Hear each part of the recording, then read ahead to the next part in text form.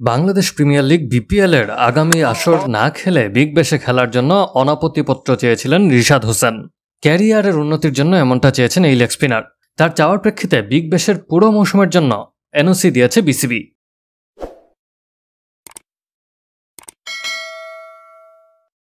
Big ব্যাশের সর্বশেষ আসরেও draft থেকে রিশাদ হোসেনকে দলে নিয়েছিল হোভার্ট হারিকেন্স। তবে সে সময় জাতীয় দলের ওয়েস্ট ইন্ডিজ সফর ও বিপিএল থাকায় ছুটি পাননি তিনি, যে কারণে প্রথমবারের মতো গত মৌসুমে খেলতে যেতে পারেননি তরুণ এই লেগ স্পিনার। তবে বিগ ব্যাশের আগামী মৌসুমের জন্য রিশাদের উপর ভরসা রেখেছে বর্তমান চ্যাম্পিয়ন দল হোবার্ট। দলটির হেড অফ স্ট্র্যাটেজির দায়িত্বে থাকা রিকি পন্টিং এর পরামর্শেই মূলত তাকে দলে নিয়েছে ফ্র্যাঞ্চাইজিটি। এবারের বিগ ব্যাশ যে সময় চলবে প্রায় একই সময় বাংলাদেশে শুরু হবে বিপিএলও, যার কারণে বিগ ব্যাশে রিশাদ পুরো মৌসুম খেলতে পারবেন কি না সেটা নিয়ে ধোঁয়াশা ছিল। সেই ধোঁয়াশা অবশ্য কিছুটা দূর হলো। বিগ ব্যাশ শুরু হবে ডিসেম্বরের 15 তারিখ থেকে, শেষ হবে 21 জানুয়ারি।